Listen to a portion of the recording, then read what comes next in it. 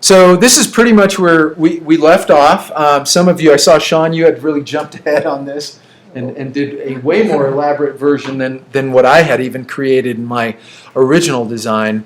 But basically, I don't want to spend too much time recapping this, but I do want to mention to some of you that weren't here, and I'm bringing this up because there were quite a few of you guys that were gone, and I just want to let you know that when we created these circles, these concentric sort of circles here, we used the blending tool to do that.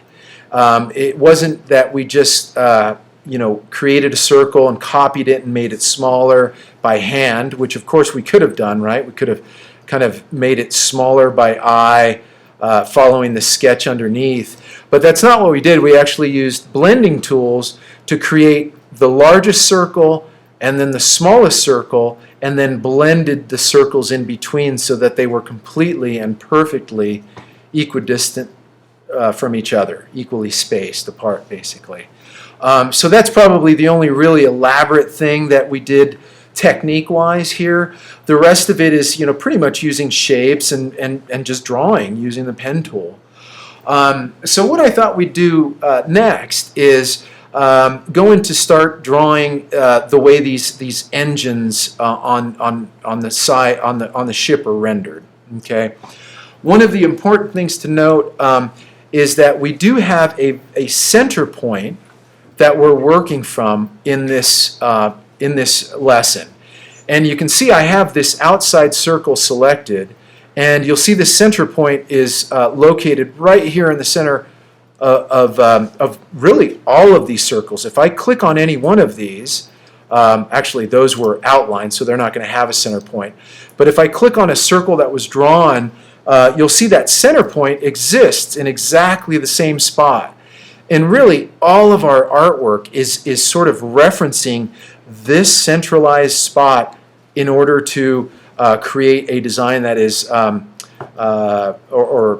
this model that is completely symmetrical.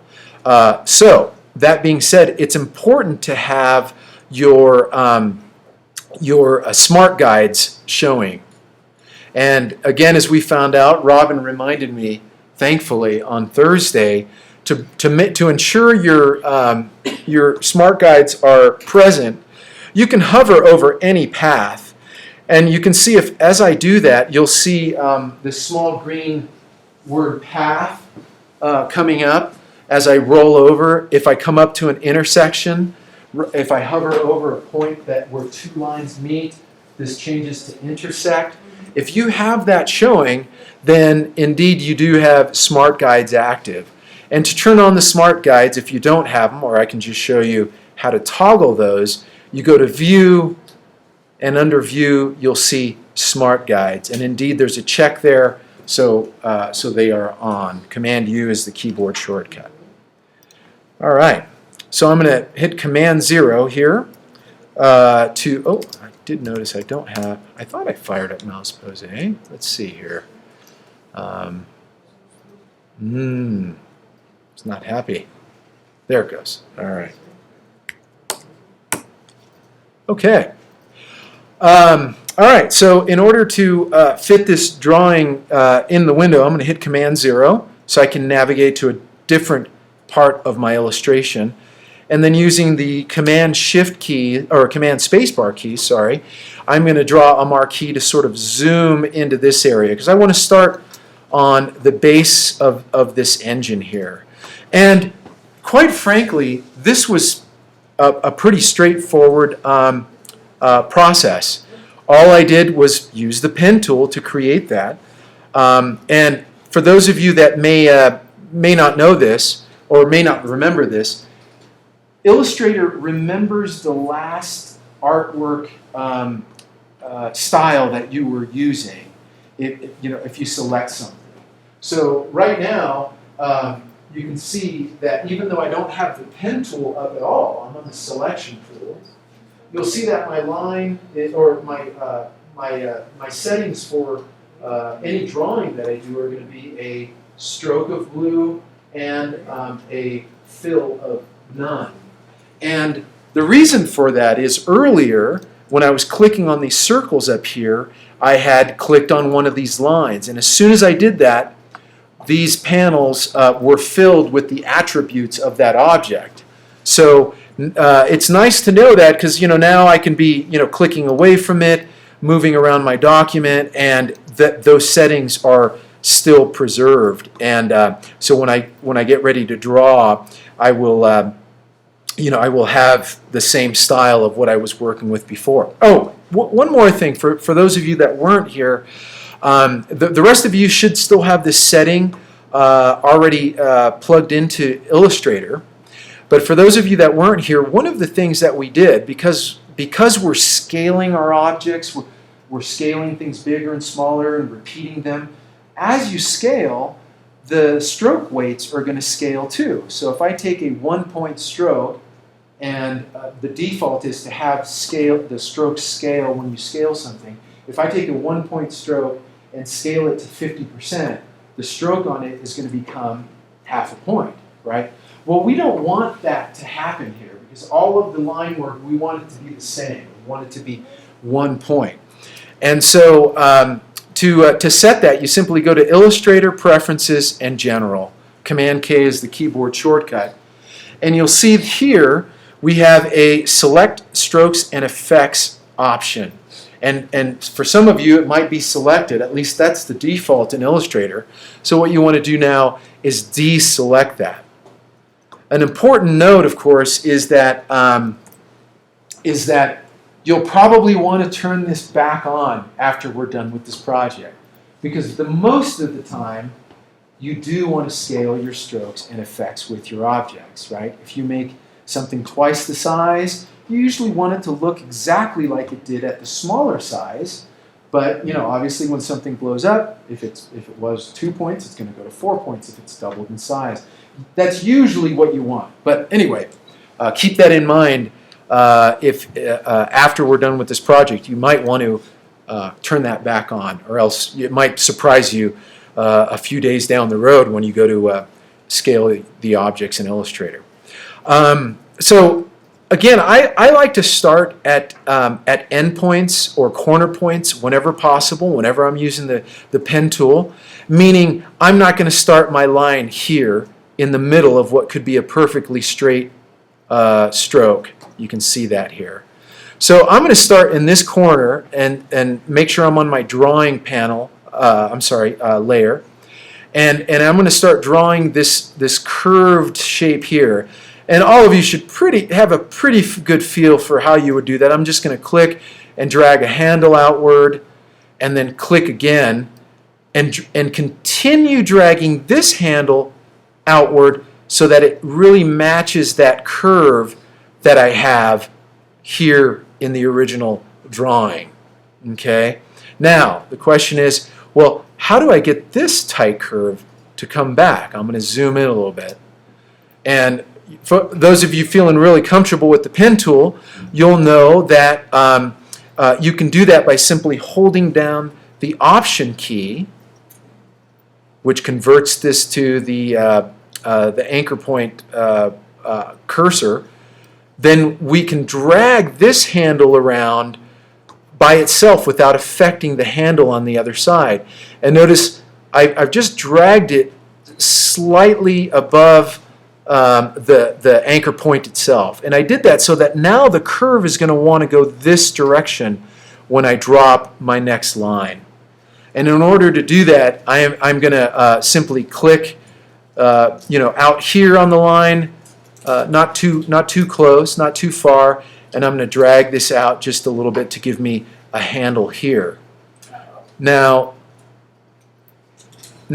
what I can do is so you see what I got here? I've started that next curve, and it's not quite right? It's a little too shallow. So I can still modify this curve by moving this handle, but I don't want to switch over to my direct selection or selection tool here. Again, if I hold down the Command key this time, it changes my cursor to the selection tool, which will allow me to grab this handle and modify that independently still, because I made it independent a little earlier. Okay? So because I haven't left my pen tool, the default that Illustrator is giving me is it still wants to continue the line that I started with. I can pretty much see that this line is boy, pretty darn straight. I'm going to make it straight. So I can just literally drag this anchor point all the way to this spot right here. Now, notice when I hold the Command key down, my cursor changes to the selection tool. Well, I don't want that, right? Because what's going to happen is if I go to select this single anchor point with the selection tool, it's going to select that entire line, right? It's going to select all the anchor points in that entire line. So what I want to do is make sure that the selection tool that's available to me, even with the keyboard shortcut, is the direct selection tool. And you can do that without even leaving the pen tool. And it's a little bit of a tricky keyboard command, but it's Command Option, and I hit those two buttons using a single thumb. That way the rest of my hand and the rest of the fingers on my hand are still available to me, but my thumb is holding down the Command and Option keys, and then with my middle finger I simply hit the Tab key, which is located above the caps lock key. So I hit Tab, and now notice when I hold down the Command key, my cursor now turns to the direct selection tool. A pretty handy little tip. So now I can grab just that anchor point and drag it all the way to the end where I want it to be. Because I did that, because I stretched this line, this curve is not right anymore. Well, that's okay. I can still modify it using the direct selection tool. Again, I'm simply holding down the Command key and grabbing that and modifying it. Okay. But now I realize, wait a minute, I'm doing all of this work and my whole line is moving because both of these handles are controlling these curves and really not so curved portions of my line. Again, there's no problem with that because it's a line, I can continue to modify it. Illustrator's pretty good about most of those things. So I'm simply going to hover over this section of the line with my pen tool, and you notice as soon as I hover over a line that is selected, the Add Anchor appears next to that as an option. So notice that there's a plus sign next to my cursor telling me, hey, I'm going to drop an anchor point here if you click. And sure enough, that's what happens. Now, again using the direct selection tool by holding down the Command key, I can simply click on that anchor and move it around and get the line into the position that I want. Okay. Everyone got that, how we can continue to manipulate a line? If you can't get it to, is there another way to pull it all the way? You can certainly use the technique I just showed you, because I don't understand what you're asking. Well, it's moving my whole line, and we just move the... Yeah, you probably have the selection tool. That's why I made sure that you followed along so you could switch over to the direct selection tool and work to just select anchor points, not the entire... tab, right? Uh-huh. And then you should see a white arrow when you hold the Command key down after that. Mine's leaking out. Okay. I see a whole selection box. Are you supposed to? I don't think so. But nevertheless, follow along on screen, Robin. And then again, I'm recording this. I'll be sure to record the whole thing, and we can jump into it afterwards. So just maybe pay attention on screen to at least get the gist of the lesson from what we're doing in the demonstration. So now I'm going to continue my line straight across here, right? You can tell that this is a straight thing. So in order to do that, I'm going to click on this anchor point and just simply click again above my original line, holding the Shift key down. And why am I holding the Shift key down? Any ideas on that? Make it straight up. It's going to go straight up. There's another thing that's going on here, and you guys should be seeing this too. Notice that the Smart Guide is also reaffirming that I indeed am completely going to drop a point vertical of that original anchor point. So I can go ahead and click here, and you'll see indeed my line is straight up there. Now that we've gotten that far, I can simply jump all the way to my closing anchor point. And you can tell that it's about to close because the circle has appeared. Now, I'm not going to hold any modifier keys down, and I'm going to click and drag slightly. Uh-oh, what happened? So let me show you what I was doing. I tried to click and drag so that I could create this last and final subtle curve in this line. But when I did that, it also modified the handle on the opposite side of that anchor point. I didn't really want that. I felt like I had drawn the perfect curve there. And so, what happened there was not a desired effect. Well, that's okay. I can undo that last move, and I'm going to go ahead and do that right now. I'm going to undo, and I'm right back to where I started before. You see, if I hover over that anchor point, the close anchor point icon appears, telling me it's still continuing to draw. This time, I'm going to hold down the Option key. Remember that the Option key converts your pen tool into the Convert Anchor Point tool. And so it works just as effectively if you're clicking on an anchor point. So by holding down the Option key, you can see here it still shows the circle, but now when I click and drag, it's converting that anchor point, and it's not modifying the handle on the opposite side of that anchor point. Simply by using that same keyboard modifier, the Option key, which is what allows you to convert an anchor point and modify handles and things like that. All right, so that's kind of where we ended up. And if I turn off my sketch layer, it's kind of starting to look like something, and I'm pretty happy with it. Now, there's a couple of ways we could go about this engine over here. You can see it has a lot of detail. It has this little fin that sticks out, and it's got these little flared sort of flange actually looking things here on the end and on the tail. I did not get that elaborate with this design. You can see the version that I did was a real simplified version of that. There's none of the little embellishments are going on there. So for now, we're just going to do the simple version. You're more than welcome to, of course, continue to practice and modify the work as we wrap this part of it up.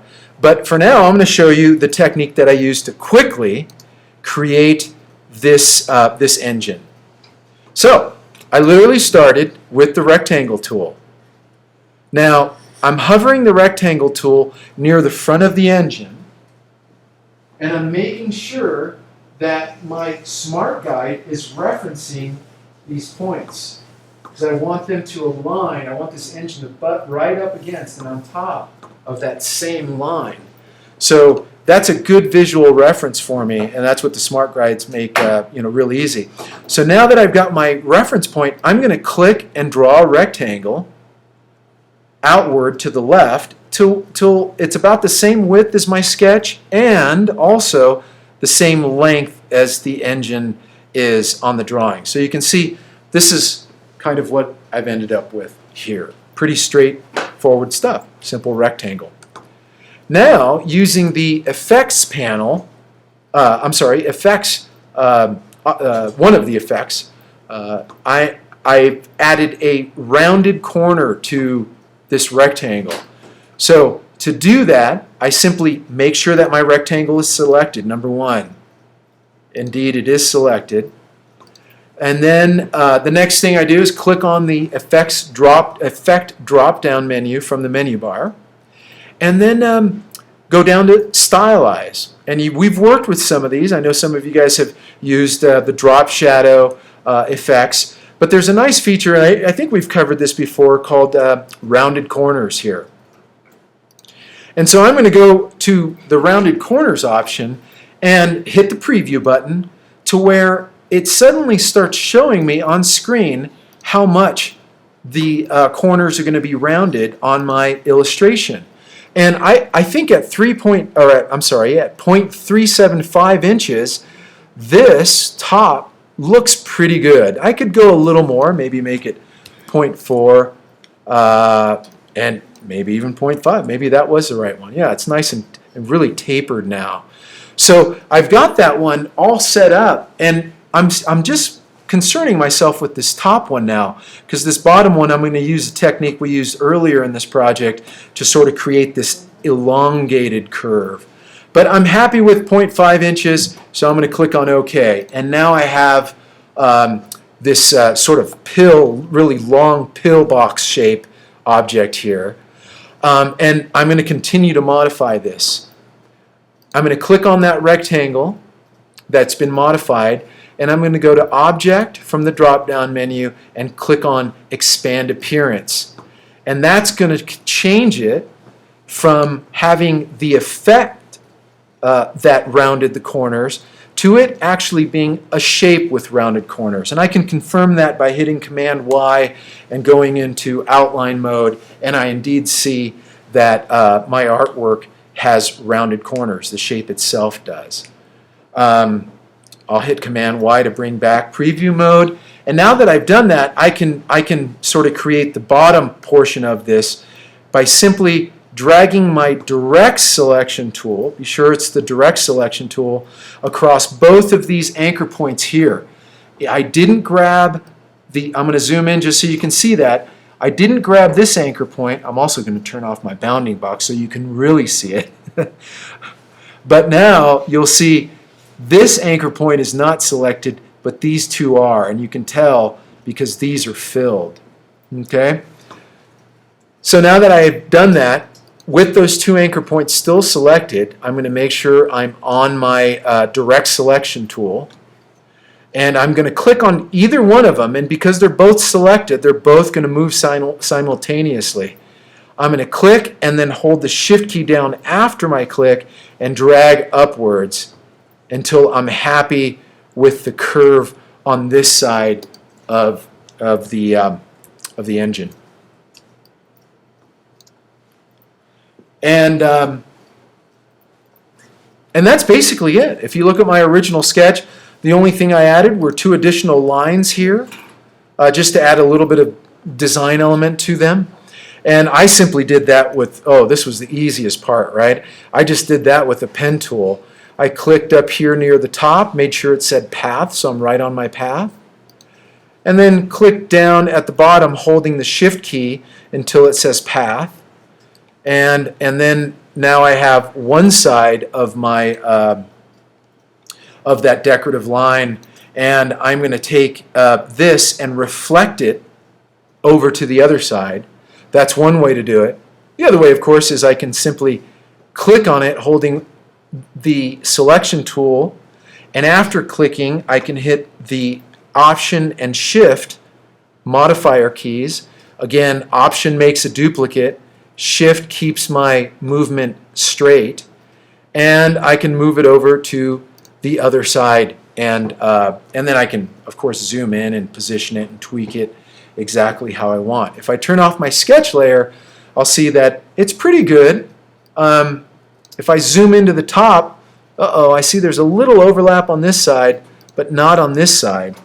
If I can even get more visual reference if I go into outline mode by hitting Command Y, and I indeed see that this one is touching the line exactly and this one's not.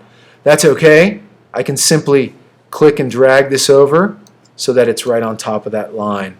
And I hit Command 0 to zoom back out. I'm going to zoom to the bottom, and I notice both of them are now equally, not touching the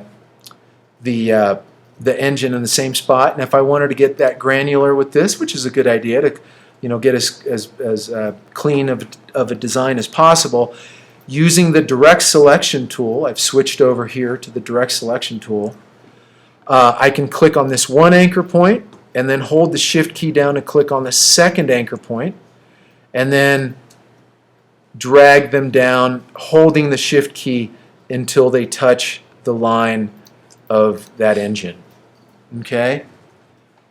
And does anyone remember, can anyone tell me when you're selecting objects, what does this shift key do? I know it constrains proportions when you're drawing or moving, but when you're selecting multiple objects, what does the shift key do for you? Select more than one thing. Yeah, it just selects multiple objects. Exactly. That's all it does. But, I like to try to review that stuff whenever possible. All right. Now we have a almost finished starship here, at least the top of it. So the question is, how do we drew one engine. How do we get this engine on the other side? And of course, you want it to be completely symmetrical. Reflective. Yeah, exactly. And that's what we were doing with some of this stuff in class on Thursday. I'm just going to take my selection tool this time, which is going to select everything that it touches. And I'm going to drag a marquee across the engine and also onto the engine's, this vertical kind of thing that holds it so that this entire engine is selected. And you can switch over to the reflect tool by either hitting the O key, will automatically jump you there. It's also located here in your tools panel. It's sometimes hidden underneath the rotate tool. So you'd have to hold the rotate tool down and then select reflect tool in order to bring it up. I'm going to zoom back in a little bit so I can see my reference point a little better. And I know from my previous work that this anchor point, when I hover over it here, this anchor point is referencing the exact center of my artwork. I know that because of the way we designed it. And so I'm confident that when I go to reference this anchor point as my reflection point, this is going to be something, or it's going to reflect this drawing onto the other side exactly symmetrical to the opposite side. So in order to do that, I'm going to simply click on the anchor point, and I'm hovering over it, and the word anchor appears to let me know I'm there. I clicked once, and that actually registers the point of origin for this transformation. Now, holding the shift key down so that it constrains the movement to exactly horizontal, I'm going to click above. You can click above or below a second time to transform that object. But look what happens when I do that. I lost my first one. It flipped it over. It did exactly what I wanted it to, but it flipped over the only one that was there, right? So what we were really working on Thursday was the keyboard shortcut. Anyone remember those two keyboard commands that we used a lot on Thursday? You want to shout it out? We're doing a lot of Command C, Command F. Right? Remember that? Did you group that before you did? I didn't. It's not grouped yet. No. It's just that they were all selected, so they're all moving as one unit. Any Option? Command C, Command F, what does that do for us? Copy, and then paste right in front. And when you paste in front, it drops it right on top of the existing one. Oh, so you can drag it off easier? Well, so I can do this duplication, right? So I'll do it now, and I'll repeat everything that we just did. So I'll do a Command C to copy this, Command F to paste it right in front. It doesn't look like anything's changed because it dropped it right in front of what was there before. So it doesn't look any different, but indeed there are two there. If I go and try to reflect this again by clicking on the anchor point with the reflection tool, I'm going to click there, make sure it says anchor, and then hold the shift key down and click slightly above it. You'll see that copy that I had made flipped over onto the other side. Okay? And so now we have this outline of this engine's, what would you call this? I guess I can't think of what you would call that, fin, I suppose. We really don't want this, right? This fin is a solid object. We don't want it to be transparent so that we can see this engine behind here. And so we can certainly use some pathfinders to get rid of that. And in order to use the pathfinders, I'm going to I'm going to select both of these and just show you some different problems that we can run into with the pathfinder. That's what makes the pathfinder such a tricky thing. So in order to bring up the pathfinder panel, I went to Window and then selected Pathfinder. This is one keyboard shortcut I've never memorized, but I definitely don't get into the F keys very much. But there is a keyboard shortcut for bringing up the Pathfinder panel, and now we have the panel open and several different options for what we can do here. Well, number one is we know what all of these do, right? The exclude, you can kind of see from the illustration, will exclude everything except, or it will preserve what's on the inside and exclude everything else. And then the intersect option is going to, or I think the intersect is going to do what I just mentioned. It's going to preserve where they overlap and everything else is going to disappear. So let's go ahead and try that one just to show you what it does. If I have both objects selected and I click on the intersect tool, indeed what I had predicted is what happened. Where both of those objects intersected, it preserved that shape, but everything else was deleted. That's not at all what we wanted. So I did a quick Command Z to undo that.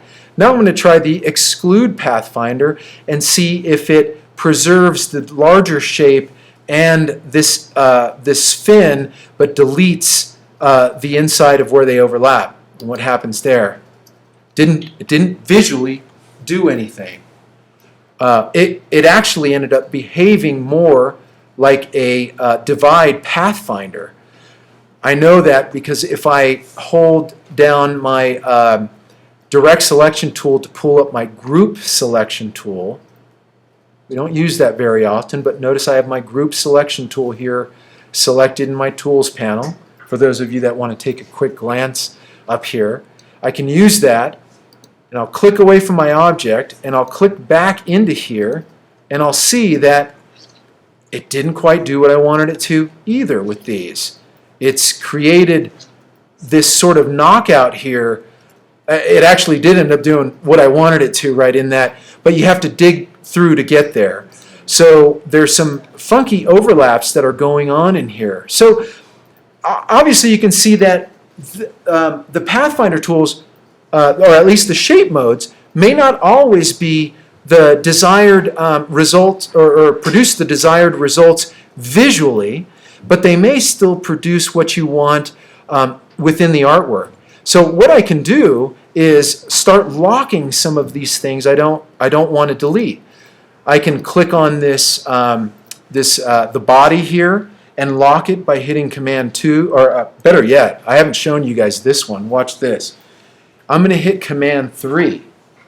When you select an object and hit Command 3, it hides it. It hides the object. It's still there, but it's just hidden from view. How do you bring it back? To bring it back using the keyboard, you would do Command Option 3, and it comes right back. So Okay. what did you select it with? I selected it with using the Group Selection tool, not the Selection tool, because I know from my experience with Pathfinders that when you create a shape mode Pathfinder, it groups everything. You have to ungroup it or undo the clipping mask depending on how complex it is. So that's why I didn't use the selection tool. I used the group selection tool. Now what's the difference between the group selection tool and the direct selection tool? Any ideas on that? Because that one's tricky. My whole thing disappeared. Yeah, you can always undo. I still am not getting the, what are you selecting? Both these, right? Yes. Well, no, not yet. Not yet. So I'm explaining, or trying to explain the differences between the group selection and the direct selection tool. And I'll let you in on a little secret. All right. The group selection tool will select an entire single object that you click on. Okay? So I just proved to you that all of this has been grouped together because I did a pathfinder, all of this stuff in here. But you notice if I click on on any of these shapes using the group selection tool, notice that my anchor points are all selected. All of them have been selected here. If I tried that with my selection tool, and I just hit the keyboard A to bring the selection tool up, and now I try clicking on the body, you'll notice that's why it's called the direct selection tool. The only thing that is selected is this tiny little line segment in here that I clicked on. So that's where the group selection tool comes in handy. When you have a lot of complex objects that are all grouped together, you can still select a single object in there using that group selection tool. Oh, so you did do a pathfinder on I did, yes. Oh, I didn't know that. I did. I did the pathfinder on there. Which one? I ended up using the exclude shape mode here, is what I did there. Okay. So back to what I was saying about hiding your artwork. It's also located, I think, under Object Hide. And then you can see Command 3 here, hiding your selection. So Command 3 will hide that one. And indeed, I do want to hide this one because this is the one I want to keep. I notice that this is the body that has the shape of the fin knocked out of it. So I'm going to hide this one, and I'll see, aha, there's the culprit. There's another duplicate of the body, and it's got the line that still goes across here. So I'll go ahead and delete that, right? And I'll bring all this stuff back. I'll hit Command Option 3 to unhide the body and bring that back. And you'll notice, wait a minute, this is still not right. There's still a bunch of jumbled artwork going on in here that just, it's all a mess. I mean, this Pathfinder did not really produce the results I wanted it to. It's all, I'm moving stuff around, and it's just, I want this fin to be one solid piece that goes all the way into there. And so I discovered by using the exclude Pathfinder that it just didn't produce what I wanted it to. And you know what? That's totally okay. I can undo all of that and go back to explore a different method of creating what I want to do. So I'm going to undo that a few times, probably about, I think that's it. No, not quite. There we are. I can tell because now I have this full fin shape and this body shape are two separate pieces. If I click on them with the selection tool, I'll see that indeed they are. So let's see if we can try another one that might yield the results we want. I'm going to select both of these objects again, and this time we'll jump into some of the pathfinders that are available to us. We can go to the trim one. Nothing. The crop one. That doesn't produce anything that we want. Minus back is just going to delete the body back there. We certainly don't want that. And then the divide pathfinder is simply going to blow everything into pieces. Actually, I thought that's what it was going to do. Oh, yeah. Okay. And so notice this is the tricky thing about the divide option. Notice that when I click on it, it completely got rid of that shape and everything. Like, what's going on here? None of these pathfinders are producing the results that I want. Of course, there's still a quick way to get there, but I'm just kind of I'm using this as an opportunity to sort of show you guys that the Pathfinder tools are they're great, powerful tools. I know we've been using them quite a bit, but they can be very complicated when it comes to trying to achieve the results that you want. So I'm going to undo that again, and let's see if there's something different about the way these pathfinders behave with this shape, because you notice this is an open path. You guys see that? It's not closed. It's actually, if you recall from the way we built that, of course it doesn't help that there's 2 copies. Maybe that was it. That might be it. Let me get rid of one and try that pathfinder divide again. And it still does the same thing. So you'll see here that this is an open path. It's not closed across the top. And we did that when we created it on Thursday. And let's see what happens if we close this and then try a pathfinder filter. So I'm going to select it first of all, make sure that path is selected. I'm going to hover over this corner with my pen tool, click on it. Then I'm going to go to the other side, hold the Shift key down, just so it's a straight line. We're going to delete it later, but it's okay for now. I'm going to hold the Shift key down and click on the opposite anchor point to close it. Now it's a closed path, and it behaves differently. So when I click, not click, but select both of these objects again, now that they are both closed paths, and try to click on the divide pathfinder, notice that background shape doesn't disappear anymore. It actually remained on the artboard as an object that was edited. So something to keep in mind when you're working with pathfinders. Open paths do not produce the results that you might want. You can still use them to some degree, but they might not produce the results that you want. So one of the lessons here is whenever possible, and I know I've mentioned this before, whenever possible, close your paths. If you're working, if you intend them to be shapes that are going to be used and modified and manipulated with pathfinders. So what's happened here with the divide filter pathfinder? Sorry, I'm going to go back to group selection. I'm going to click on this guy on the inside, and it still broke my artwork up in a way that I didn't like. So divide wasn't the right option.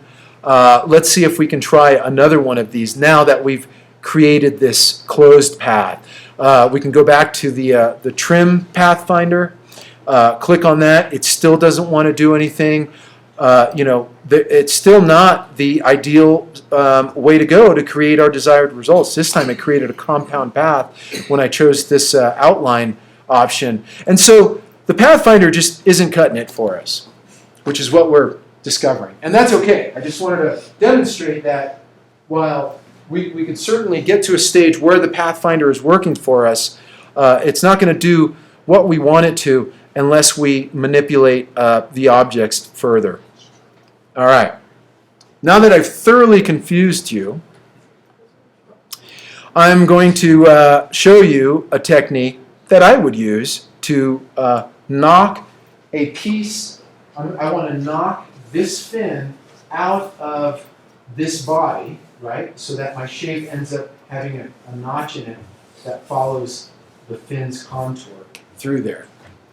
And again, it's a simple copy paste in front kind of a deal. But this time I'm going to do Command B instead of Command F. And of course you guys know what that is, right? Command B, Back. paste and back. Yeah. So here's what I'm going to do. I'm going to move my fin temporarily just to confirm that I only have one. And I'm doing this because I messed around with it so much. Indeed, there's only one because I clicked on it and it moved completely out of the way and didn't leave anything behind. So I'm going to hit Command Z to undo that.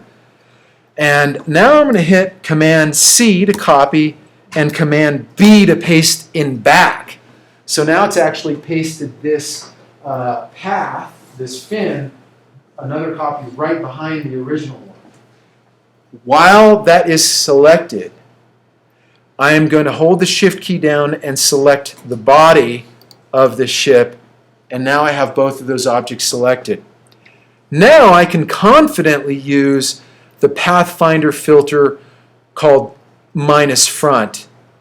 Because indeed, I've created a duplicate of this fin, and when I go to minus the front of it, it's going to knock the fin out of this background body. And that's what I wanted to do, because I have another copy of the fin which is going to remain whole. So now I can click on that and indeed look at my shape. You can just look at the outline and see what happened. That fin that was pasted on it is completely knocked out, and this fin has been completely preserved because it was a copy. And I can move this one, and indeed you'll notice it moves out of the way, and now my shape has a nice notch in it. So hopefully this wasn't something brand new to some of you guys. The way you do copy paste in front, Pathfinder filters. This was really to serve as a bit of a review on this stuff. So now I'd like for you guys, the rest of you, to try and do the same thing on this engine. Try to knock this fin out of this body using the copy paste in back and then the Pathfinder minus front filter. Everyone up to that challenge? Some of you guys are way far ahead of this already. I see you guys have really cooked. So go ahead and try that. Let me know if you have any questions or challenges or any of that stuff. Uh-oh. Remember that you have to make a copy of it. But I do welcome you to go it alone. Give you a few moments on that.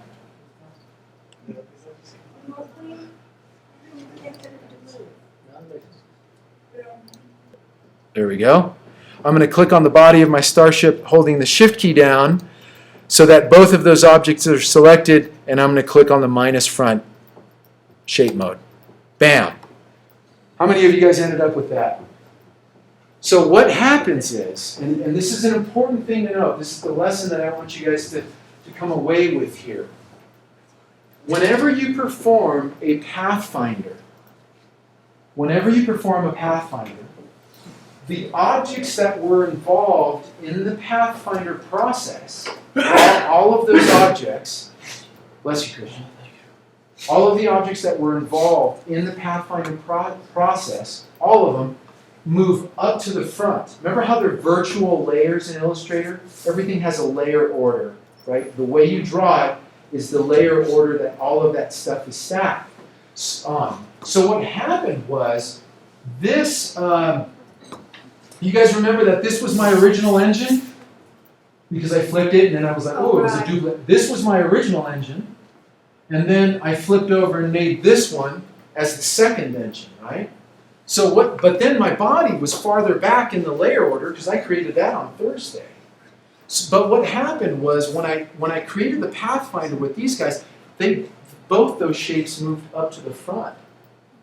So my body wasn't behind this fin anymore. It was in front of it. So when I created that minus front, the front was the engine now. And that's why it left this sliver of my fin, because the body was in front now. And so when I did that Pathfinder minus front, it deleted the engine and left me with this piece of the fin. So I just wanted to point that out because it's an important attribute to understand about Pathfinders is, even if something is, say you draw something and it's in a layer order here way on top, and you try to do a Pathfinder with something that you drew weeks ago that's in a layer order way hundreds of layer orders farther down. Whenever you Pathfinder both of those, they both jump up to the top. So all of those pieces will now be in the uppermost layer order. And that's what happened here.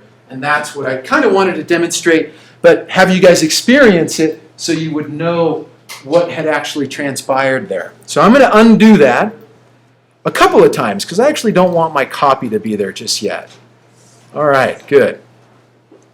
So the way I'm going to do this is I'm simply going to collect, this is another technique for you guys to consider when in your workflow, just to keep things moving efficiently, is I'm going to select the body here, and I'm going to do Command X to cut it. It's on the clipboard. It hasn't completely disappeared, as long as I don't go and copy something else. And I'm going to click on this fin and hit the Command B key. So now I have made sure that the body is indeed behind this fin. Okay? Now, if I try to go through that exercise of clicking on the fin, Command C, Command B, then holding the Shift key down to select both objects, and then trying the Pathfinder, you'll see it indeed results in what I want it to do. Ah, you got it, Cynthia. Huh? You got it? You got it? Yeah. That was it. Okay. Anyone else still stuck on that? Did you get that, Craig? You got it? Okay. So that's basically a little bit of an overview on Pathfinders. And for those of you that ended up following along and ended up with a closed shape here, you can simply delete that line by going back to the direct selection tool oh, what happened there? That was interesting. Clicking on this line here and deleting it. Then we're back to just an open path, and that's fine. So, there we are, USS Starship Enterprise. What I'd like to do now is take a break. Say, let's be back at 7:35. We'll take a break. We didn't get a break last Thursday. Sorry, guys. I forgot about that. It's cracking a whip. So we'll be back at 7:35, and we'll continue with the way we're going to continue, just in case you don't need a break, is I would like you guys to add this element in here. This is going to get really tricky. Some of you guys are going to be begging for help. Your own version of it, by the way. You don't have to have, these thousands of little fins. I'll show you what I did, and I'll keep it on screen. Mine is, well, there's some complexity to it, but I'll zoom into the original drawing that I created, and just a few concentric circles in a shape. And I'd like you guys to work through creating a portion of this. Yes, Robin. My opacity It's too dense. disappeared. Opacity. Well, you turn it back on to the layer. No, not that. I mean the black. I want it lighter. I forget how to do that. Well, there are a couple of ways. You can either convert your layer to a template. Right? Well, isn't yours lighter? How do you do it? I probably manually did it, but let me see. I mean, because we did it Thursday, but when I opened it up, it wasn't there anymore. Okay. So basically, what you want to do, Robin, is double-click on the sketch layer, Okay. and it should bring up the layer options for that. Oh, dim. Dim it to, and I have 30%. Oh, okay, my dim wasn't there. And then everyone go ahead and hit Command S if you haven't done so recently.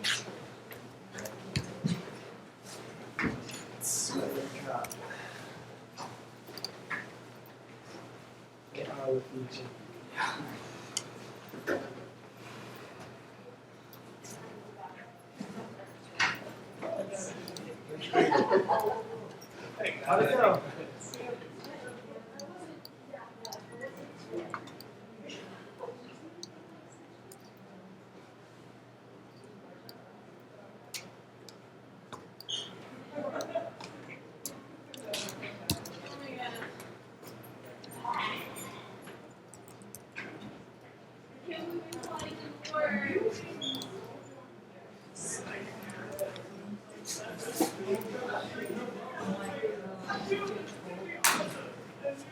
Well, you get that?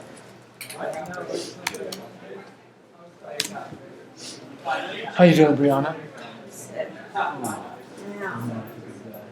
I pulled like an all-nighter because I had an exam this morning, and I should have known better. I know, sorry. I can't.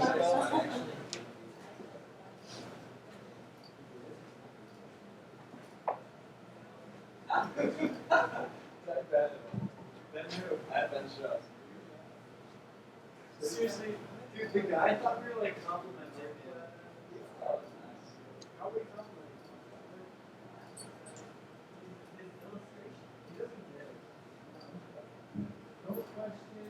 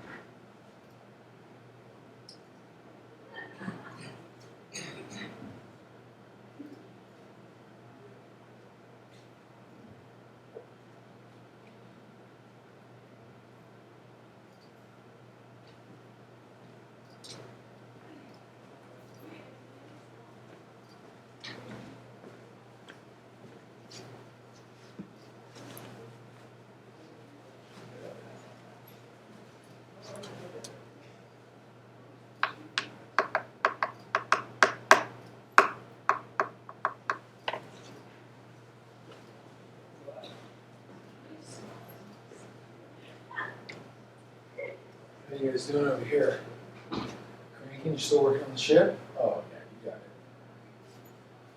Yeah, pretty straightforward stuff, huh?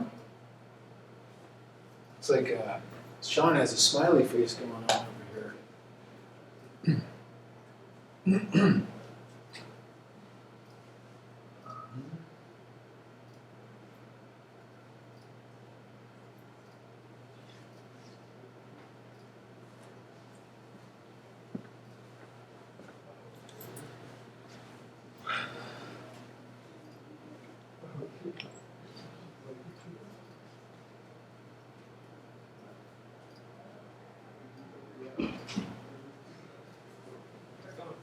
Very good.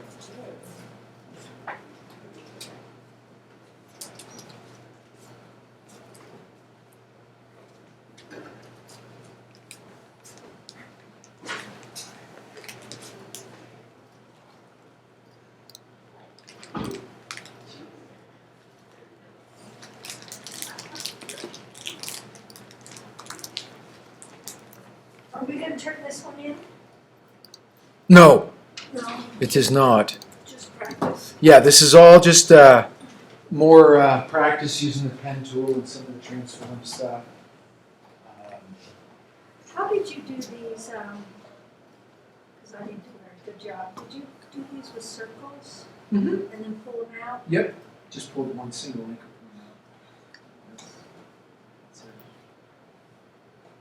It looks like you used the I don't know what I did. Illustrator wonky tool.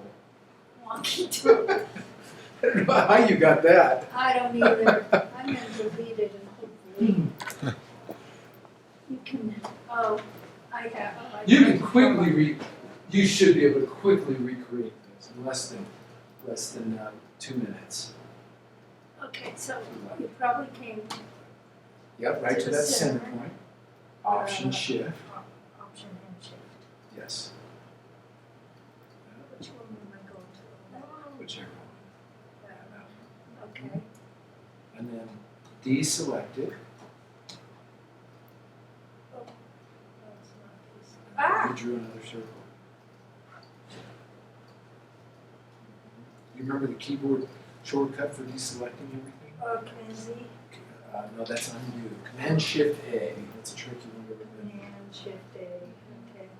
Okay, and then you did what, the direct Yep, selection tool? exactly. You just grab that one point, holding the Shift key down to constrain it to. That's it. Oh, okay, and then, I guess I drew it. Yeah, you must have drawn No, it I right. got behind. Okay. Well, hit the B. Yeah, there you go. You don't have to select again. Once you select a single segment, the rest of the entire object gets selected. So, And then I can duplicate it? yep, that's what I did. So I Command just- C, You have to select it first, of course.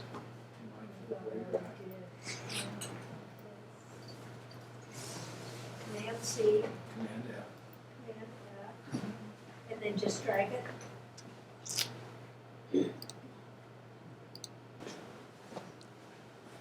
So the first thing I'm going to do here after drawing these simple shapes is I'm going to click on this polygon that I have here to select it with the selection tool. Be careful that you're not using a direct selection tool.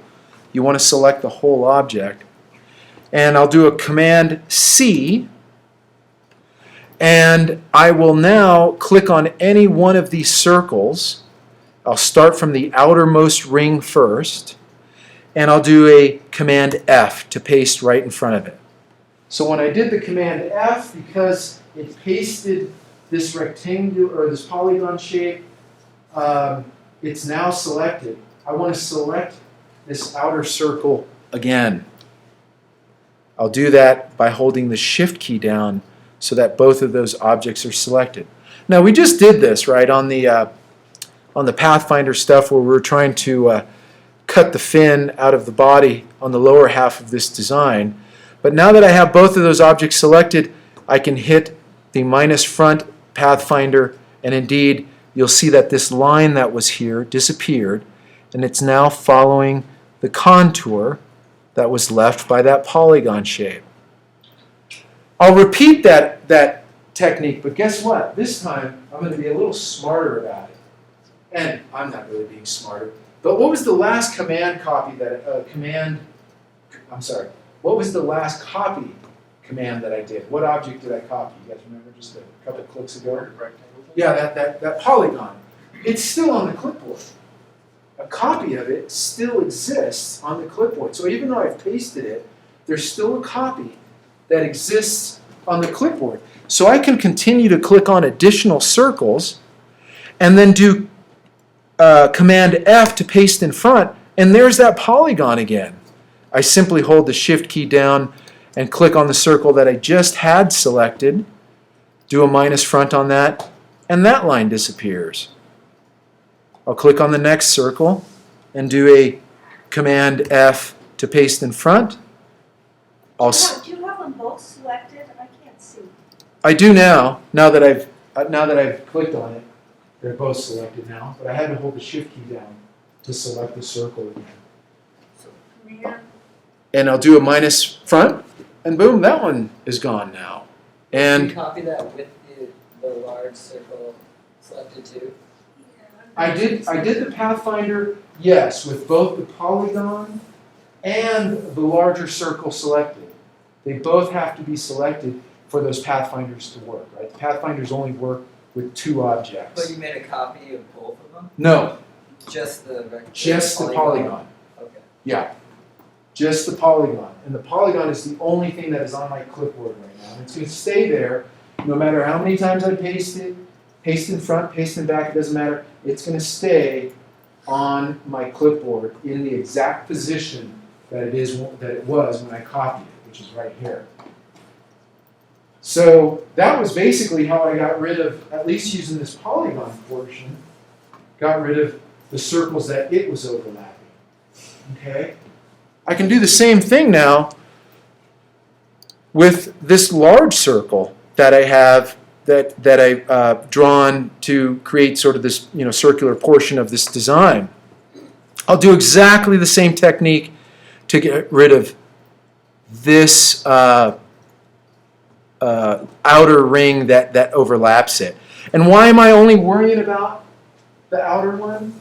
Because if I get rid of everything between the inside of the outer one, it won't matter. I don't need to repeat that for these inner ones because those pieces will be gone. So I'll just use that outer, or this circle that I have selected. I'm going to do a copy of it. you have the circle selected? I have the outermost circle selected here. Okay. I'm going to copy it to the clipboard. And I'm going to select the one outer ring, and I'm calling these the outer rings, right, which are the big rings of the saucer of this ship. I'm going to click the outer ring that overlaps, because this is what I want to get rid of, right? I want to get rid of this little chunk of stuff right in here. So I'm going to select that one, And now this is selected, but there's still something on the clipboard that I want to use. I'm going to paste in front. Command F. And now the circle is back, but it's a copy. Notice that because I pasted it, this is no longer selected. That outer ring is no longer selected. But I do want both of those objects selected for my Pathfinder to work, so I'll simply hold the Shift key down and select that outer ring again, and now click minus front, and it'll get rid of that piece. So I'm almost there.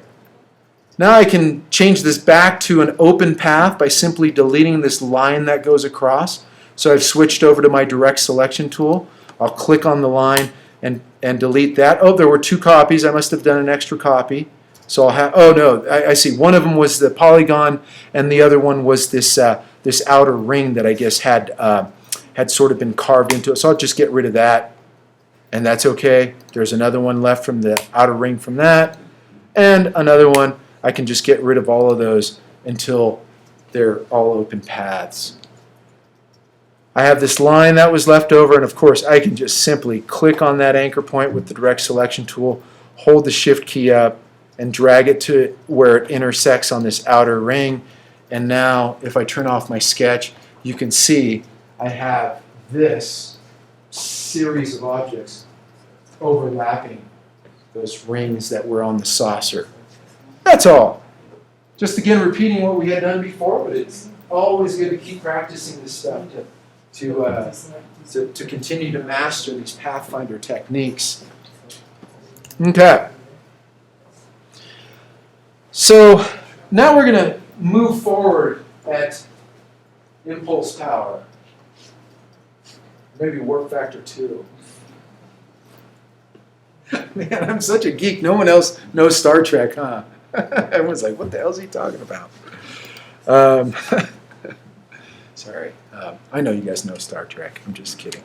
Anyway, so yeah, we have what is a pretty raw shell of the USS Enterprise drawn over a series of about 2 hours worth of time, maybe 2.5 total. But I think we've learned a lot. Again, refreshed our memory banks on Pathfinder tools, using the blending options that we did a little bit on Thursday, and then of course using the transform tools, particularly or specifically the reflection or reflect tool to get copies of this the engine for symmetry here. Okay, so now we'll move forward a little bit now that we have this drawn, and again I'll bring up the original design and just quickly review how I got both of these shapes to overlap each other and be and still be whole. Because you look, if I hover over some of these paths with my cursor, you'll see the entire path is still there. It's just hidden. Fancy technique there. Not really, but I'll just show you a quick refresher on how I did that.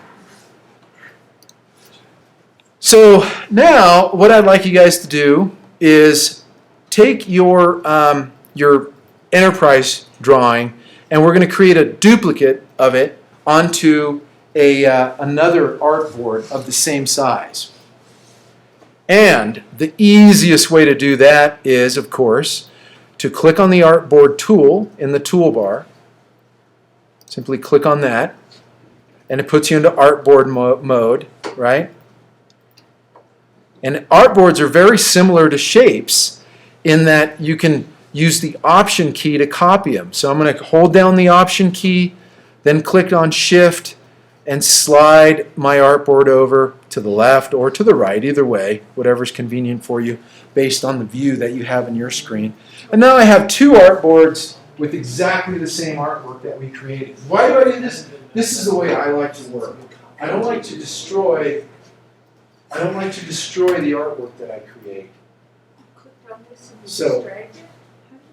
You have to be in artboard mode. Yeah. And you just drag it and it creates another With the Option and Shift keys.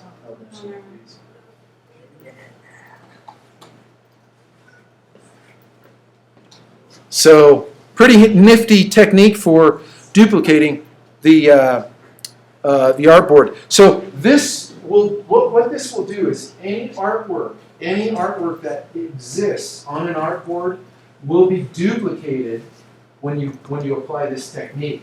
If you had artwork that was outside of your artboard and not on your artboard at all, and you tried this, whatever artwork was outside would not copy. Just, it has to be on your artboard for this copy technique to work. But what's cool about this is we've quickly created a complete duplicate onto another artboard that we can use to design our poster here. As a matter of fact, so that I don't manipulate anything that I don't want to, I am going to take my my original drawing, because this is the one that has the sketch underneath. I'm going to select the whole thing, and all I did was, using the selection tool, I drew a very large marquee that encompassed my entire design. Okay? And I'm going to move that onto a separate layer. I'm going to create a new layer. My artwork is selected, so all I need to do is take this little icon and drag that onto my new layer. I'm going to label this one Original Enterprise, and that's fine.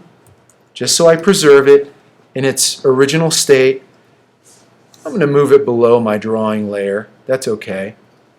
And lock it so that it's not editable. Now I have my copy over here on the artboard that I'm going to use to create my poster. So the first thing I want to do is create half of a ship. Now, of course, some of you guys are getting so good with this Pathfinder stuff we've been doing today that you'd be very tempted to use a large rectangle and start pathfinding all of this artwork so that nothing is left except for half. But that's not, of course, a very efficient use of your time. You know, it would certainly work. But it's probably going to be a little better to just mask it or hide it. And so I'm going to take this artwork and select it all much in the same way that I did previously, simply using the selection tool and dragging a marquee so that it encompasses my entire design. And now everything's selected. And the first thing I'm going to do is group it. I have my original, so I can start destroying this. Grouping it is one form of destruction because it kind of takes everything and, you know, it might take some layers and flatten them out. I mean, layer orders and move them around. And I'm probably going to scale this some, but that's okay. I still have my original. So that's why I created this copy. In case I ever need to go back and make further changes, I have my original artwork. So that's, mine are opposite So, for some reason. That's okay. Doesn't matter. So I've selected all of this. I'm going to group it. Anyone remember the keyboard command for grouping? Command G. Or command. Command G. So Command G will group this, yes. So now it doesn't look like anything's changed.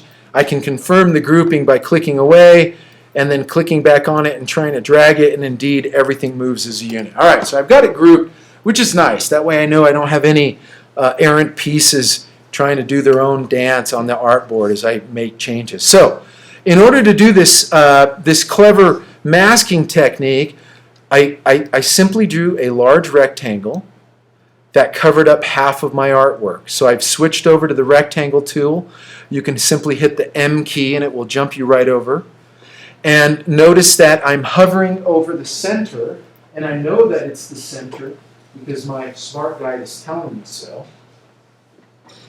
And I'm going to click and drag over to one side, and I'm dragging over to the left because that is the side that I want to preserve. I want to preserve this. We haven't done clipping masks in a while, but that's all I'm going to do here. So I drew a rectangle that completely extends outside of my artwork, halfway across at least. And my rectangle is still selected. I'll switch over to the selection tool so that I can concurrently select the enterprise by holding the shift key down. and this is where that grouping we did earlier comes in really handy. Now I just click on it one time and the whole thing is selected. If you go to Object after they're both selected, go up to the Object from the drop-down menu. For those of you that are getting keyboard savvy, Command 7 will yield the same results. But Object, and you go down to Clipping Mask, and you select Make. And indeed, we now have half of the ship present. The other half is being masked away because we made a mask from that rectangle. And because that rectangle was on top of our ship, it masked that portion of it. Okay. Everyone kind of got that so far? We're almost there? How did you get them all selected? You tell me how you would do that. There are several ways. You could, with all your other stuff locked, you could do a Command A. That would certainly do it.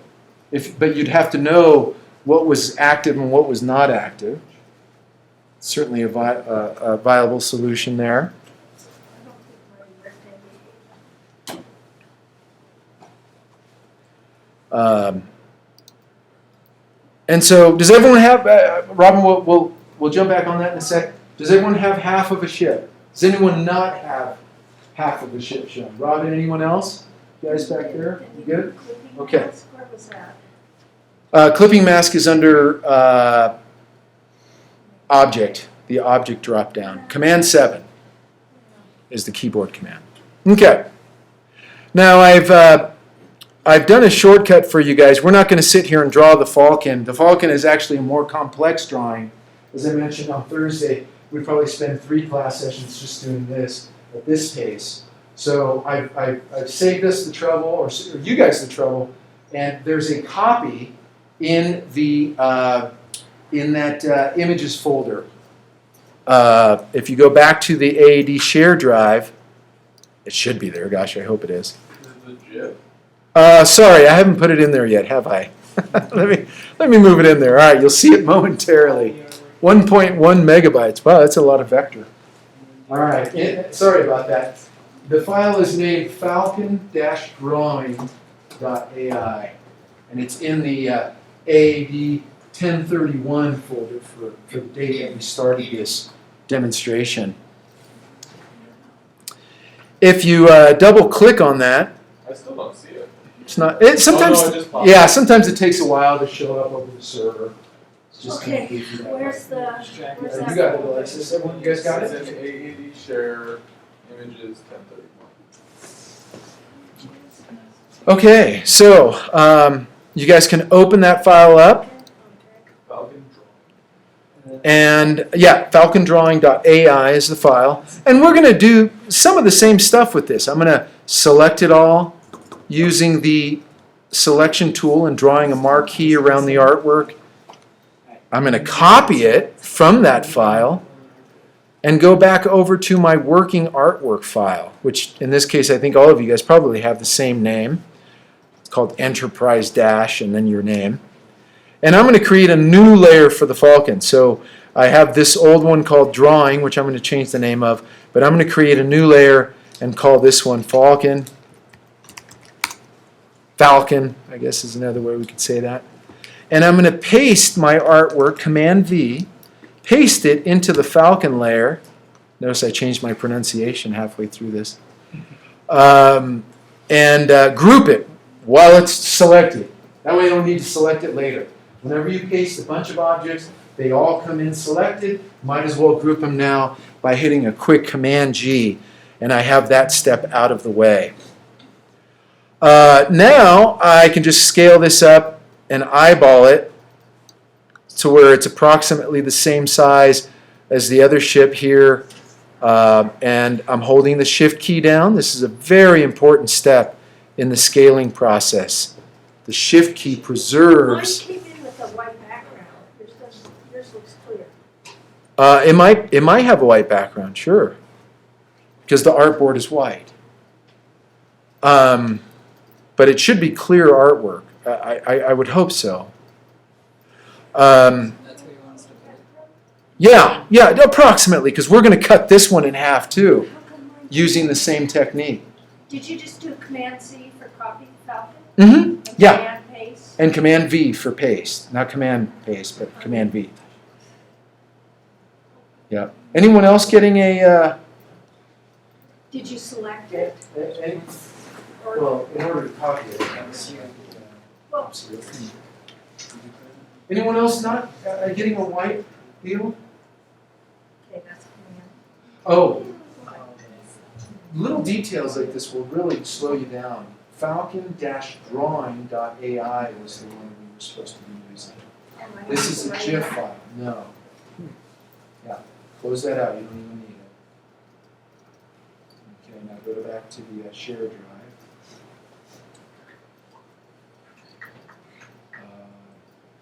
Share drive 1031. Here, click on this. You are not in the share drive. You are on your own computer. So you have to go to the desktop and Is this the just share? go find. Oh. It'll take a long time. That will go. I sometimes have a hard time getting. Just go to your desktop. Cancel out of all of this. Minimize Illustrator. Go to your desktop and go there. Well, I did. Well, Oh, there it did is. I? Yeah, Okay, that's it. but how do I get it in? No, You- that's the gift. Double This click. is the one I'm supposed to have? There you go. Okay. All right. So all I've done is copied this artwork in and scaled it. Now, the key and important thing is hold the Shift key down when you do the scaling. It's a good habit to keep in mind. Not only in Adobe Illustrator, but just about any program you're working, designing in, or even typing in. Microsoft Word, if you paste a photo into Microsoft Word and try enlarging it or shrinking it using the corner points in even Word, and if you don't hold that Shift key down, it's going to distort your artwork. By holding the Shift key when you scale, you preserve the proportions of everything so that you don't end up with distorted artwork. And now I'm going to just continue to hold the Shift key down and drag the corners around until I feel that the butt end of this ship is aligned with this one, and the front of this ship is aligned with that one. And I feel that's pretty good. And so I can click on the or select my selection tool and click away from my artwork. And I am going to make a mask over this artwork as well. And I welcome you to try this on your own. It's the same technique that we did previously. But I'm going to switch over to a rectangle tool. I'm going to hover over what I think is the center because I'm getting see, I'm hovering outside of the perimeter of my artwork. I'm getting a center smart guide telling me that I'm indeed over the center. Now I'm going to click and drag to the right because I'm going to mask the left side of this ship. I'm going to click and drag to the right, ensuring that all of my artwork is selected. That rectangle stays selected. I want it to. I'm going to switch over to my selection tool by hitting simply the V key. And holding the Shift key down, I'll click on the falcon. And you notice, because we were smart enough to group it earlier, you don't have to go through the hassle of grouping it now when we have overlapping artwork. So now with both of those objects selected, I'm going to hit Command 7 to create the mask of the ship on this side. Now, while it's all selected, I haven't clicked away yet, I'm going to hover over that center line, and you'll see that the word path appears in my Smart Guide. I'm going to click on it, on the path, and holding the Shift key down, I'm going to slide it to the left. In your case, it might be sliding it to the right until it snaps over the other line that I created for the mask on the Enterprise. And I know that it's overlapping because I can see that the word intersect has popped up over my cursor, indicating that I'm intersecting that path. And when I let go, now those two objects are indeed overlapping. And if you notice on my original design, I created a line after the fact that just goes right down the middle. It's just one long line that goes from the end of the Enterprise to the front.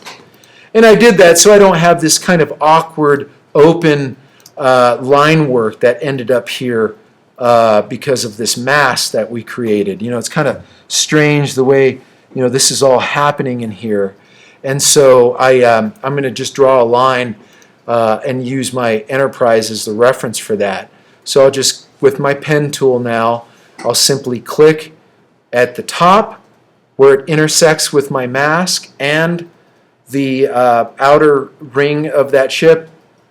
I'll hit Command 1 so I can zoom out a little bit, and then I'll zoom back in holding the Command spacebar keys to the bottom, and then I'll hold the Shift key down and click a second time to finish my path.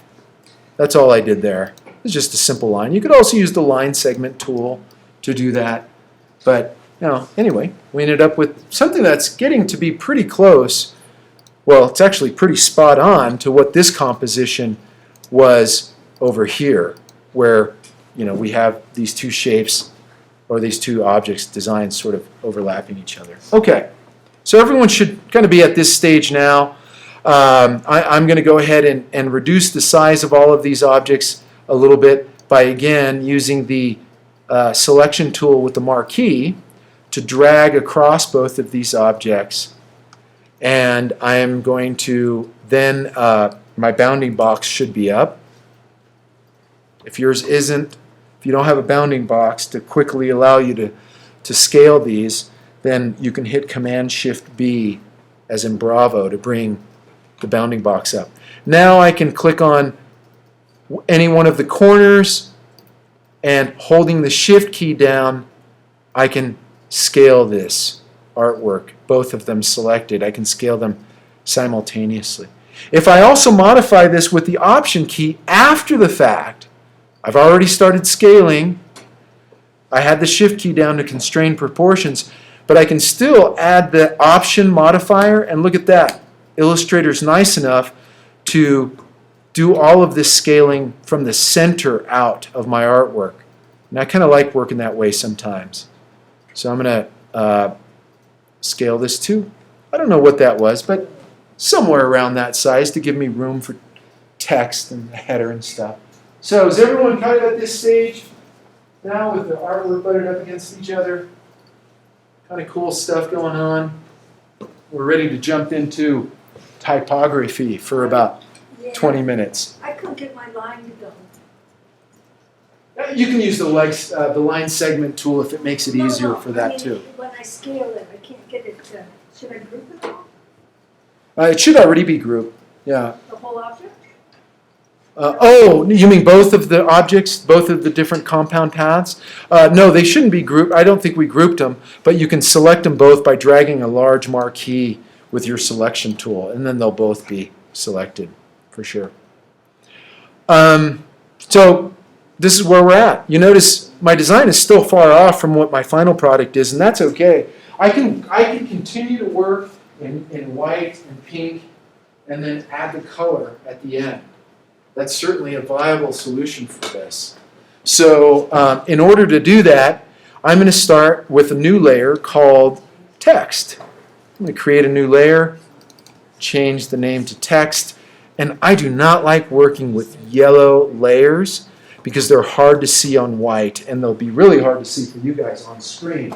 So I'm going to change the color of that layer by double-clicking over here in the empty space to the right and selecting light red. That's my favorite. So I now have a text layer with light red as the color for it.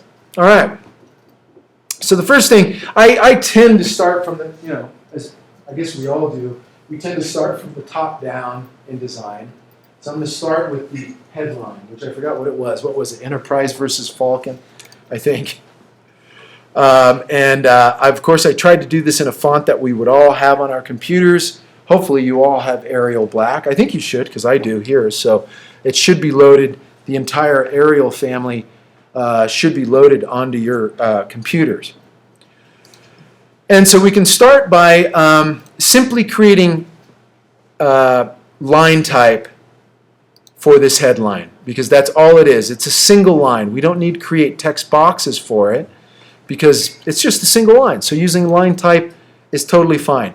I'm going to click somewhere in the middle, not on the end, and I'll explain that in a second. I like to, kind of plan my artwork in advance. So I'm going to click on somewhere in the middle, and I'm going to type in all caps, and you can hold the Shift key down for this. Push the cap locks key down. I'm going to type in Enterprise versus Falcon. Just quick like that. And if you guys remember, the default font that we ended up with is Myriad Pro 12 points filled with black. I'm going to change my font now to Arial black. And in my case, my type panel is not available to me. I actually have to click on, character panel. I actually have to click on the character panel in order to bring that up with my type selected. Okay? I'm going to change the font to Arial black. And there's two ways to do that, right? You notice this is a field that you can type in. I know the font that I want to use, so I just started typing Arial and then hit a space.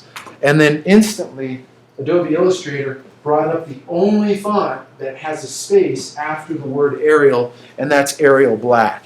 Once that's selected, that's what I want.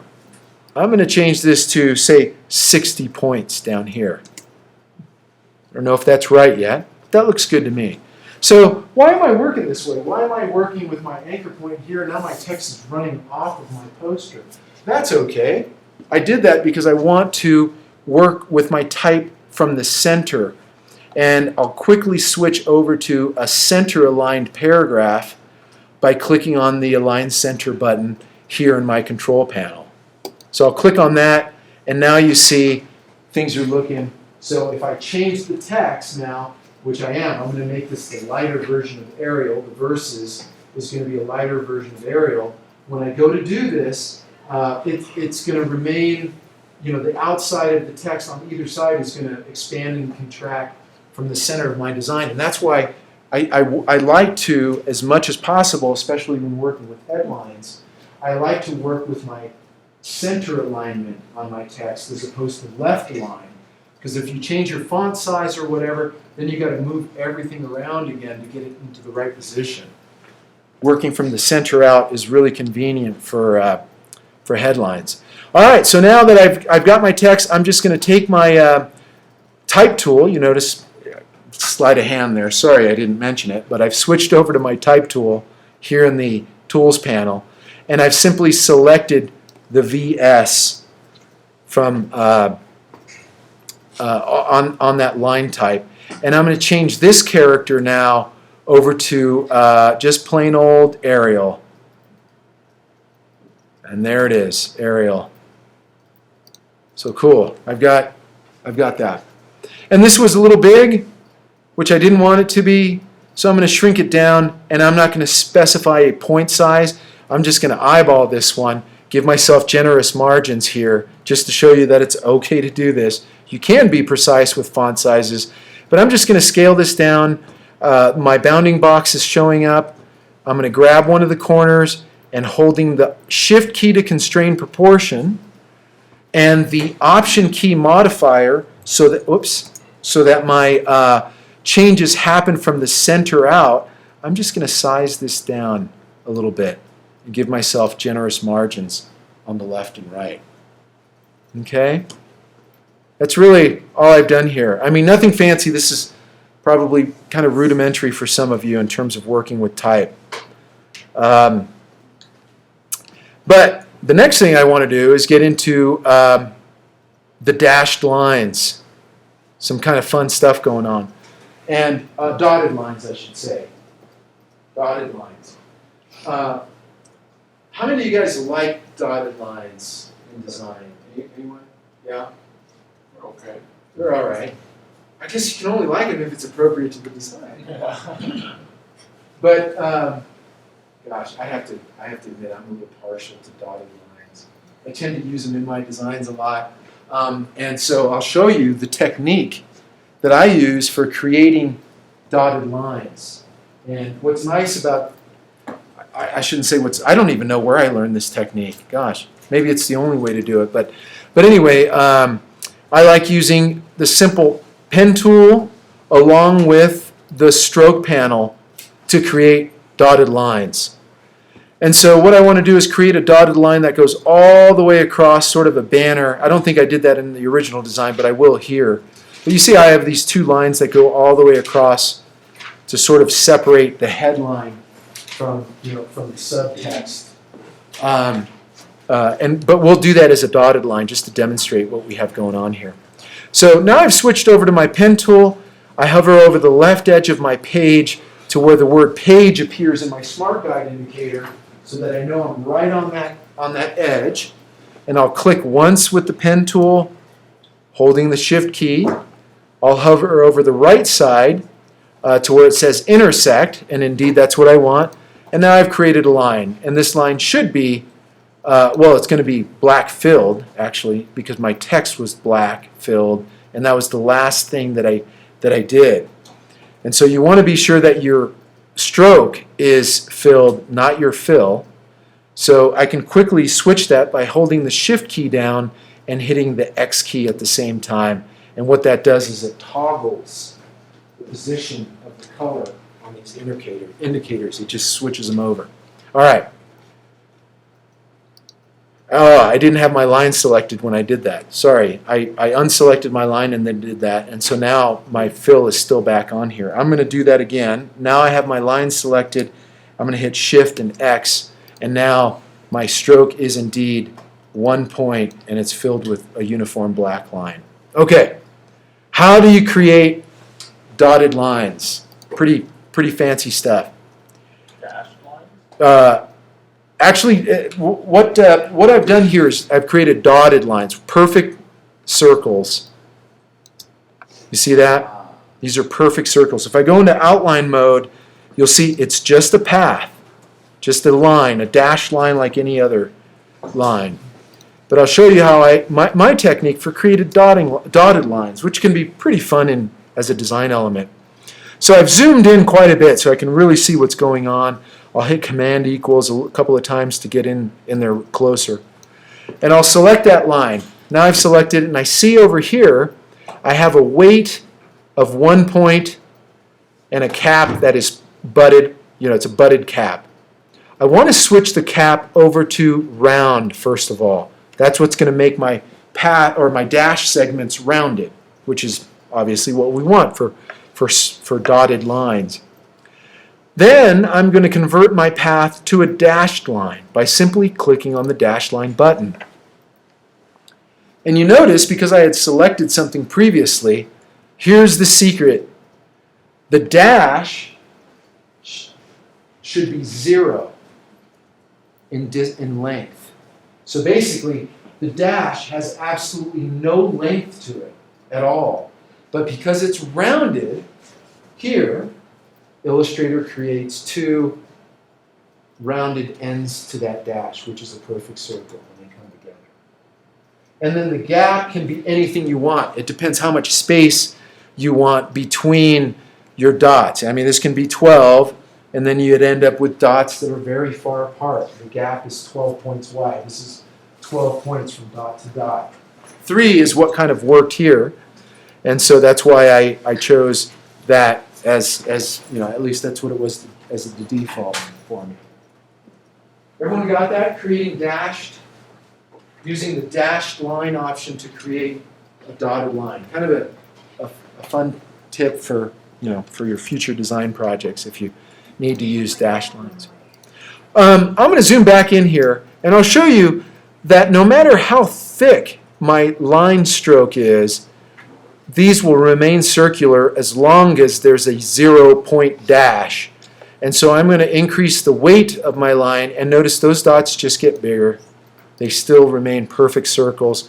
Obviously, with much bigger dots, I'm going to need more space between them. Now maybe 12 will work. So you see, perfect circles remain in the dots using this technique.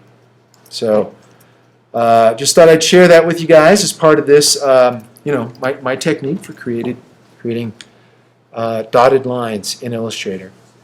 All right, I'm going to click on that line and holding the Shift and Option key, drag a copy of it. Now I've got two things sort of to kind of encapsulate my headline, I guess. Going back to my design, you see I have this large block of text that goes across here. And this time I ended up using a type or area type, not line type. This is called line type up here, when you just have a single point of text that will run infinitely wide as long as you keep typing. Here you notice there's a box around my text. We've covered this before, but I think it's worth going back into since I expect you guys will be using typography in your infographics. So there are a couple of ways to create area type. One, you can just use the type tool itself by clicking and dragging. And let's start with that technique. I'll select my type tool here in the Tools panel. And somewhere near the left, and I want to make sure that I'm seeing this boxed version of the I-beam for the type tool. It should have a box. If you get too close to this line up here, you'll notice it changes. We don't want that, because if I click, it's going to start typing on that line. And I don't want that. So I want to make sure that I'm well away from that line so I can start drawing my, my area type. So with my type tool now, I will click and drag, much like you do with the shape tool. I'm drawing a rectangle that goes all the way across the width of my headline. And because the last font that I typed in here was Arial 60-point black from when I changed the verses, you can see here that we have this huge type that's about to be typed inside of this box. And you can just start typing anything you want. In this case, did I share this Star Trek file with you guys? Doesn't look like it. I thought I dropped everything in there. Here we go. If you guys just want to copy and paste this text from my working file, that's totally fine as well. So I've just put in the, again, the 1031 AAD 62. I've dropped in my working file for this so that you can just copy and paste that text if you'd like. You can also just simply type in story. Oops, I still have caps locked down. Story of your own. It's not there. It'll take a few moments. And make sure you're in the AAD 62 version. And and the file, by the way, is called Star Wars. Yeah, it takes a while to show up in there. But here's what it's called: Star Wars versus Trek.ai. AI is the. Uh-oh. I got your whole thing. So What did I do wrong? so go ahead and open that file, and you'll need to zoom out a little bit when you do, so that you can zoom out and see the poster art. Because I also used this file to create the two illustrations. So where's the text? Well, I just have this text here. I mean, you can select that using the type tool. Oh, we're opening the whole file? Oh. You certainly can, or you can just type in on your own. It's on the AAD 62 shared drive in what's it named? Star Wars versus Trek.ai. Yeah, there you go. Now, the challenge is if you guys copy and this is what I wanted to point out. If you guys copy and paste that text, notice that text on the original design is white. If you try pasting it in this box, you're not going to see it because we haven't added a background to this design. So we can certainly do that at this stage. Just so now we start to, if we're going to be copying and pasting elements, we can add them right from the other file without worrying about it looking like it disappears because we're trying to paste white on white. So anyway, I'm going to do that by adding a new layer. Under my enterprise, I remember that this one should actually be called enterprise. I forgot to name it earlier. So in order to add a new layer directly under the enterprise layer, or in your case it might be called drawing, I'm going to click on the original sketch that I did layer, and then hit the add new layer button or create new layer button. And I'll name this one background. Now I'll draw a rectangle that goes all the way across my artwork, my artboard, and it's probably going to be filled with black and everything's going to disappear and I'm going to freak out for a moment. But that's okay. I'll just change the color of it, and you can start doing your own version of this design. I think I ended up using the default colors that Illustrator provides. Here, this brown might have been this dark brown. Yeah, I think that's the one I used there. This dark brown from the swatches panel. Now I'm going to lock my background layer because I've got a brown in there that I like. And now I can go to that original Star Wars file, select all of that text by clicking in there and dragging across it. Another way to do it is to click in there and hit Command A, which is select all. Copy, and then go over to my working artwork and click inside of here. Make sure you're on the text layer. Select all if you accidentally type something in there, and paste. And it'll bring over that text exactly how it was on the previous design. Now, we're going to continue a little of this. We're not going to completely finish up this whole design, by the way, you guys. The next phase I want to get into is simply showing you guys the character and paragraph panels. I was hoping to get into some of that today, but I do have some time blocked out to continue this demonstration on Thursday. And for some of you, or maybe most of you, all of you possibly, sounds like this is going to be brand new stuff. You know, to be using those panels, the character and styles is what I'm talking about. Sorry, you guys already know the character and paragraph panel. What I'm talking about specifically is the styles panel. So that's it for today. I don't want to keep you guys. I'm going to save this. I advise everyone do the same. Go ahead and Command S that file, and we'll save that, and we'll get into styling your typography on Thursday. So, any questions? I'll keep on the line at this stage. Anyone not learning something new? No? I'm learning. All right, good. That's what I want this to be, is just adding more tools to your arsenal for design savviness. Oh, I like those colors. Alexis. Should go with the red and yellow. That's nice. All right, so I'll see you guys on Thursday. Have a great couple of days, and we'll be back here then.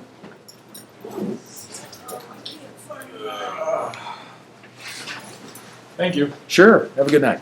You too.